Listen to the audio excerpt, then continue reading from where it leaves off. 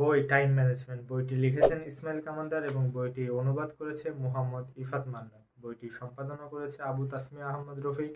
বইটির পৃষ্ঠা সংখ্যা প্রায় ১২৯টি। বইটির গায়ের মূল্য ২২৮ টাকা এবং বইটি প্রকাশিত হয়েছে সিয়ান পাবলিকেশন। সময় নিয়ে আমাদের নানান সমস্যা, কারণ আমরা সময়ের সঠিক ব্যবহারটা করতেই জানি না। আমরা এটা করব কখন, ওটা করব কখন, আমাদের হাতে এত সময় থাকার পরেও সময় কেমনভাবে যেন শেষ হয়ে যায়। কোনো কাজ হওয়ার আগেই সময় শেষ হয়ে যায়।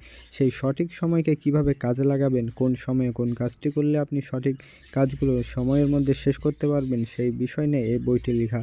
এই বইয়ে আপনার স্টুডেন্ট লাইফ, আপনার অফিসিয়াল লাইফ, আপনার দিন লাইফ, আপনি কিভাবে দিন প্রচার করবেন, কিভাবে আপনি ইবাদত করবেন, কোন সময়ে কোন কাজটি করলে আপনি সঠিক সময়ের মধ্যে সব কিছু শেষ করতে পারবেন, সেই সকল বিষয়ের তথ্য এখানে অনেক সুন্দরভাবে সাজানো আছে।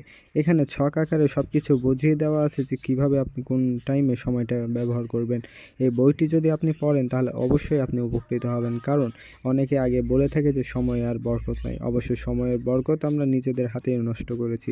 সেই সময়ের বরকত কিভাবে ফিরিয়ে আনা যায় সেটির জন্য এই বইটি হতে পারে আপনার জন্য বেস্ট চয়েস। সময় নিয়ে বিভিন্ন বই লেখা থাকলেও এই বইটি আমার কাছে বেস্ট মনে হয়েছে, কারণ এই বইয়ে সাবলীল ভাষায় সব কিছু সুন্দরভাবে বুঝিয়ে দেওয়া আছে যাতে আপনার কোনো অসুবিধা না হয়। তাই যারা সময়ের সঠিক ব্যবহার করতে চান, নিজের সময়কে বাঁচাতে চান, মূল্যবান সময়কে কাজে লাগাতে চান, তারা অবশ্যই বইটি সংগ্রহ করতে পারেন।